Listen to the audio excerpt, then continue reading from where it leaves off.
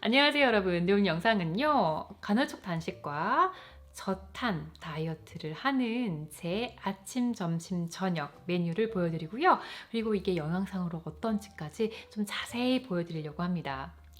제가 간헐적 단식을 할 때는 보통 16시간 공복에 8시간 먹는 시간으로 해서 하고 있어요. 그런데 뭐 제 컨디션이나 상황이나 뭐 가족 모임 이런 거에 따라서 어떨 때는 13시간으로 공복을 줄이기도 하고요. 또 어떨 때는 오히려 20시간까지 공복을 유지하기도 합니다.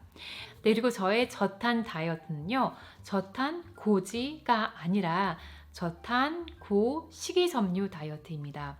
그렇다고 뭐 제가 지방을 적게 먹느냐 그건 아니에요. 근데 제가 더 중점을 맞추는 거는 식이섬유 쪽입니다. 그래서 제가 어제 먹은 이 모든 음식들을 이 앱 패시크릿에 다 기입을 해줬습니다. 그래서 제가 어떤 음식을 먹었는지, 그리고 어떤 영양 성분으로 먹었는지, 그리고 제가 왜 이런 식으로 식단을 짰는지까지 여러분들께 자세히 알려드릴게요. 그럼 바로 시작합니다. 네, 스무디가 그래도 맛있어야 되니까 달콤한 맛을 내기 위해서 바나나 반 개 정도를 넣어줍니다. 그리고 블루베리, 얼린 냉동 블루베리고요. 약 200g 넣어주고 혈당 스파이크를 막고 혈당을 안정적으로 유지해서 금방 배가 고프지 않게끔, 그리고 약간의 영양감 더 주기 위해서 저는 단백질과 지방을 스무디 안에 꼭 첨가해 줍니다. 그래서 아몬드 스프레이드 한 스푼을 넣어주고요. 여기에는 좋은 단백질과 그리고 비타민 E가 잔뜩 들어있습니다. 아마씨 한 스푼 넣어주는데요. 여기에도 풍부한 섬유질과 그리고 오메가3, 갱년기 여성에게 좋은 에스테로겐이 잔뜩 들어있습니다. 그래서 이거를 이제 아몬드 밀크를 섞어서 스무디를 만들어줘요. 이제 이거를 다 갈아서 마셔주는 거죠. 스무디에 넣은 재료를 패시크릿 이 앱에 다 넣어봤고요. 그랬더니 총 312kcal에 13g 지방, 그리고 44g 탄수화물, 6g 단백질, 이런 식으로 짜여졌어요. 그런데 이 중에서 탄수화물의 양이 굉장히 많잖아요. 근데 놀라실 게 없는 게 탄수화물 안에는요, 전분과 그리고 식이섬유, 설탕이 다 포함되어 있는 거예요. 특히 지금 제가 먹은 바나나나 블루베리, 아마씨 여기에는 식이섬유가 굉장히 많이 들어있거든요. 그래서 충분한 식이섬유를 섭취했다고 보셔도 좋을 것 같아요. 오늘 준비한 메뉴는요, 한 그릇 음식이에요. 그리고 저는 정말 한 그릇 음식을 좋아합니다. 왜냐면 한 그릇 안에 제가 원하는 모든 영양소를 다 넣을 수도 있고, 그리고 만들기도 쉽고 또 맛있게 먹을 수 있어서 저는 한 그릇 음식을 좋아하는데요. 일단 소스로는요, 비트가 들어간 후무스를 만들어 봤어요. 단백질이 풍부하고요. 그리고 타이니 소스가 들어갑니다. 여기에는 칼슘과 단백질, 좋은 지방이 잔뜩 들어 있습니다. 그리고 마늘, 레몬, 올리브유, 허브의 일종인 큐민과 약간의 고춧가루, 그리고 소금과 후추를 넣어줍니다. 그리고 당연히 비트를 빼놓을 수 없겠죠. 이 hummus 자체만으로도 굉장히 맛이 있지만 이 비트를 넣어주면요, 색깔도 너무 예쁘게 핑크색으로 변하고요. 또 지금같이 더운 날씨에 조금 더 상큼한 맛을 주기에 좋습니다. 네, 이제 한 그릇 음식을 준비하기 위해서 어저께는 저는 퀴노아를 좀 준비해 봤어요. 40g 정도로 굉장히 적은 양이고요. 거기에다가 달달한 고구마를 약간 구워서 올려줬습니다. 여름에 새콤달콤하게 먹기 좋은 방울토마토를 넣어주고요. 또 약간의 파프리카도 올려줍니다. 단백질과 부드러운 맛을 내주기 위해서 저는 어저께는 염소치즈로 준비를 해봤어요. 근데 염소치즈 대신에 저는 여기다가 페타치즈를 넣어도 굉장히 맛이 있더라고요. 그리고 이 녹색 채소를 빼놓을 수 없겠죠? 저는 루꼴라를 선택해서 넣어줬습니다. 그리고 이제 이 위에다가 아까 준비한 그 비트 후무스를 넣어주면요, 맛있는 점심 식사가 완성이 되는 거예요. 그래서 이렇게 만들어주면요, 이 안에 정말 모든 영양소, 건강한 영양소가 잔뜩 들어있고요. 정말 먹기도 좋고 맛도 좋습니다. 일단 736kcal이고요, 이 음식은. 그리고 37g 정도 지방을 섭취했고 76g 정도 탄수화물, 그리고 28g 정도 단백질을 섭취했다고 볼 수 있습니다. 단백질의 비율이 꽤나 높은 그런 식단이 됐어요. 점심을 먹고 나서 약간 달달한 게 생각이 나서요. 77% 카카오가 함유된 다크 초콜릿을 약 20g 정도 먹었습니다. 다크 초콜릿은요, 네, 여러분 괜찮아요. 뭐 약간의 설탕이 들어있긴 하지만 설탕 함유량이 일단 적고 카카오 안에는 강력한 항산화 성분인 폴리페놀이 함유되어 있고 또 마그네슘도 많이 함유되어 있습니다. 네, 그래서 카카오 함유량이 70%가 넘는다면 하루에 뭐 한두 조각 정도 드시는 거는 기분도 좋아지고 또 건강에 좋지 않을까라는 생각이 들어요. 그래서 영양 상태를 보면요, 요거는 7.6g 정도 지방이 들어있고 탄수화물은 5.8g 그리고 2g 정도의 단백질이 들어있고요. 킬로칼로리는 100kcal 정도로 보면 되겠습니다. 네, 저녁 식사는요, 날씨도 덥고 좀 귀찮기도 해서 좀 편하게 만들어 봤습니다. 김밥입니다. 네, 전 김밥도 좀 자주 먹어요. 이것도 어떻게 보면 한 그릇 음식이라고 볼 수 있죠. 그리고 또 저녁에는 가족들과 함께 식사를 하기 때문에 아이들도 자기가 원하는 재료를 넣어서 직접 싸 먹을 수 있게끔 그렇게 만들거든요. 그래서 제가 준비한 재료는요, 당연히 김이 있을 거고요. 김이 우리가 너무 흔해서 조금 소홀히 한 경향이 있지만 이 안에는 칼슘, 요오드, 마그네슘이 잔뜩 들어있습니다. 그리고 꼬슬꼬슬하게 지은 현미밥이 있고요. 김밥에서 빼놓을 수 없는 달걀을 준비했고요. 네, 그리고 저는 고기를 먹지 않기 때문에 살짝 양념을 해준 두부를 넣어주고요. 그리고 그 위에는 좋은 지방을 가지고 있는 아보카도를 얹어주고요. 아보카도는 영양상으로도 좋지만 또 김밥에 넣으면 부드러운 맛을 낼 수 있어서 좋은 것 같아요. 그리고 그 위에는 저는 당근과 파프리카를 넣어줍니다. 그리고 오이도 첨가해주면 조금 더 상큼한 맛을 낼 수 있어요. 네, 그리고 저는 제 김밥에 단무지를 넣지 않습니다. 단무지라 함은 또 이 물을 그냥 식초에만 절이면 좋은데 또 설탕이 많이 들어가는 경우가 있잖아요. 그래서 저는 굳이 단무지를 넣지 않아도 김밥이 맛있더라고요. 그래서 단무지는 넣지 않습니다. 그래서 이 저녁 식사도 한번 체크를 해보면요. 23g의 지방을 섭취했고 38g의 탄수화물 그리고 18g의 단백질을 섭취했고요. 그리고 총 킬로칼로리는 416칼로리가 되겠습니다. 스무디, 볼, 다크 초콜릿, 김밥 이렇게 4가지가요. 제가 어저께 하루 동안 먹은 식사입니다. 그래서 요거를 이제 앱을 통해서 확인을 해보면요. 맨 밑에 이렇게 내려가면요, 여러분. 네, 제가 하루 종일 몇 킬로칼로리를 먹었는지가 나와요. 일단 제가 어제 먹은 킬로칼로리는 1564킬로칼로리입니다. 그리고 지방은 81g, 그리고 탄수화물 165g 중에요. 식이섬유는 33.5g, 그리고 당은 56g, 그리고 단백질은 55.45g 정도를 먹었습니다. 그러면 지방부터 짚고 넘어갈게요. 일단 제가 어저께 먹은 음식 중에 약 45%가 지방이었다고 이 표가 말해주고 있어요. 지방은요, 여러분 이제 아시죠? 이 지방을 먹었다고 해서 이 지방이 나의 지방으로 변하는 게 아니라 보통은 탄수화물을 먹어가지고 이게 간을 통해서 그 다음에 지방으로 변해서 내 몸으로 축적이 된다는 건 이제 많이 알고들 계시죠. 그렇기 때문에 이 지방을 먹는 거에 대해서 두려워하지 않으셨으면 좋겠어요. 대신 트랜스 지방 드시는 거 두려워하셔야 됩니다. 트랜스 지방은요, 우리 몸 안에 쌓이게 되고 우리 몸 안에 혈관을 막게 돼요.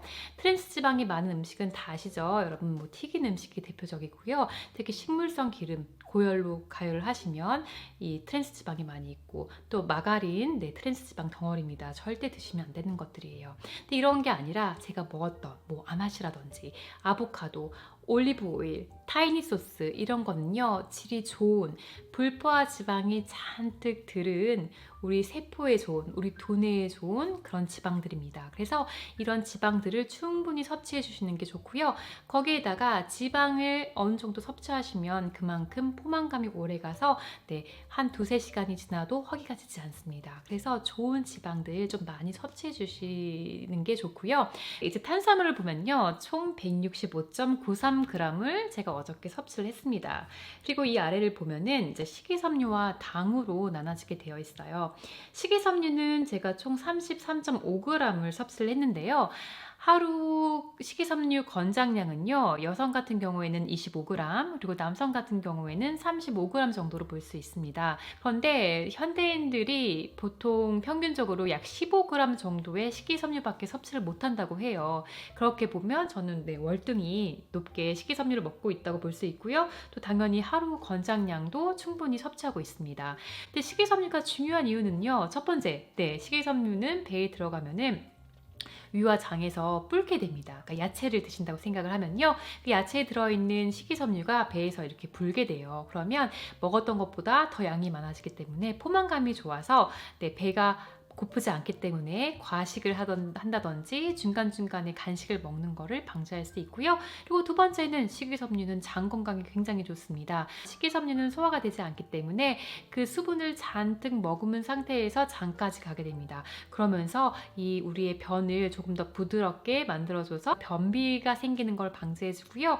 그리고 이 식이섬유는요, 우리 장 안에 있는 유익균에 굉장히 좋은 먹이가 돼요. 그래서 식이섬유를 많이 드시면 드실수록 우리 유익균의 수를 늘릴 수가 있습니다. 그리고 이런 유익균들에 의해서 장이 건강해지고, 장은 우리 면역 체계의 약 90% 정도를 책임을 지고 있다고 해요. 그만큼 면역력을 높일 수도 있습니다. 그래서 이런 섬유질을 많이 먹기 위해서 제가 하고 있는 방법이 야채를 많이 먹는 거고요. 과일도 먹긴 먹지만 보통은 1인분 정도, 과일 1개 정도만 먹습니다. 왜냐하면 과일 안에도 과당이 들어있잖아요. 그래서 지나치게 많이 드시면 이것도 결국에는 우리 몸에서 설탕으로 그렇게 받아들이게 되어 있습니다. 그러면 또 포도당이 많아지게 되고, 그러다 보면 또 이게 체내 지방으로 변하게 되기 때문이죠. 정제되지 않은 탄수화물, 그러니까 정제되지 않은 곡물이라든지 콩류를 많이 먹어주는데요. 어저께 먹은 퀴노아라든지 아니면 현미밥 자주 먹고요. 콩류도 굉장히 자주 먹고, 어저께 또 제가 병아리콩도 먹었군요. 이런 것들이 이제 섬유소를 많이 가지고 있어요. 그리고 이제 탄수화물 이 아래를 보시면 당 56g 정도를 제가 먹었다고 나와 있습니다. 그럼 깜짝 놀라실 거예요. 망고 어저께 56g 설탕을 먹었다고? 라고 생각하실 텐데요. 당이라고 설탕이라고 다 똑같은 설탕이 아닙니다. 이 당 안에는요, 제가 어저께 먹었던 초콜릿, 그 설탕, 정제된 설탕도 들어있고요. 아니면은 키노아라든지 아니면 병아리콩에 들어있는 질 좋은 복합 탄수화물에서 나온 녹말이 들어가 있을 수도 있고, 블루베리나 바나나에서 나온 과당도 포함되어 있습니다. 그래서 이 56g이라는 당에는요, 질이 좋은, 우리 몸에 좋은 에너지로 쓰일 수 있는 당이 포함되어 있다는 거예요. 전문가 말에 의하면요, 하루에 25g 이하의 정제된 설탕은 괜찮다라고 말을 해요. 그래서 정제된 당이라 함은 우리가 흔하게 볼 수 있는 설탕, 흑설탕, 갈색 설탕 이런 거 있죠? 이런 것들을 말하고요. 꿀에 들어있는 당도 여기에 포함이 되고, 그리고 갖가지 시럽 있죠? 여기에 들어있는 당도 여기에 포함이 됩니다. 그리고 과일 주스나 단 음료에 들어있는 설탕 있죠? 이것도 정제된 설탕으로 분리가 돼요. 그래서 이런 종류의 설탕류, 과당류를 하루에 25g 이하 정도로 드시면 그래도 괜찮다고 하지만, 결국에는 이런 종류의 과당은 적게 섭취하실수록 좋습니다. 마지막은 단백질인데요. 총 55.45g을 섭취를 했습니다. 성인 하루 단백질 권장량 계산하는 쉬운 방법은요, 자신의 몸무게 곱하기 1g 정도로 하면 됩니다. 그러니까 저 같은 경우에는 52kg 정도 나가요. 그러면 52kg 곱하기 1g 하면은 52g 정도가 나오겠죠. 그러니까 저는 하루 권장량보다 약간 넘게 그렇게 단백질을 섭취했다고 볼 수 있어요. 근데 요즘에 언젠가부터 탄수화물이 굉장히 나쁜 아이가 됐고, 대신 지방, 단백질 섭취를 많이 해야 된다라는 말을 많이 들으셨을 거예요. 근데 탄수화물, 지방, 단백질 이 세 아이는요, 3대 중요 영양소입니다. 그래서 이거를 골고루 섭취해 주시는 게 좋아요. 그러니까 단백질, 근손실이 있어서 난 단백질을 많이 섭취해야 돼 해서 단백질을 너무 많이 드시잖아요, 여러분. 그러면 또 큰일 납니다. 왜냐면요, 첫 번째, 단백질도요, 너무 지나치게 많이 드시면 이게 포도당으로 변합니다. 그러면 이것도 살로 바뀔 수가 있어요. 두 번째, 아무리 단백질 섭취를 많이 하신다고 해도요, 운동 안 하시잖아요, 여러분. 그러면 근육 생기지 않습니다. 그래서 운동을 꼭 병행을 해 주셔야 단백질을 먹은 만큼 여러분 근육이 생기는 거예요. 세 번째, 단백질이 많이 들은 음식은요, 산성인 음식이 많습니다. 특히 동물성 단백질이 심한데요. 그러니까 예를 들어서 뭐 고기, 생선, 유제품, 그뿐만 아니라 견과류에도 단백질이 많이 들어있어요. 이런 산성, 단백질 음식을 많이 먹으면요, 몸에서는 우리 몸을 중성으로 만들기 위해서 몸 안에 저장되어 있던 뭐 칼륨이라든지 칼슘, 마그네슘 이런 알칼리성을 빼기 시작합니다. 그러다 보면 이런 중요한 무기질들의 부족이 나타날 수 있는 거죠. 네 번째는요, 단백질을 섭취하게 되면 요산이라는 게 몸에서 생기게 됩니다.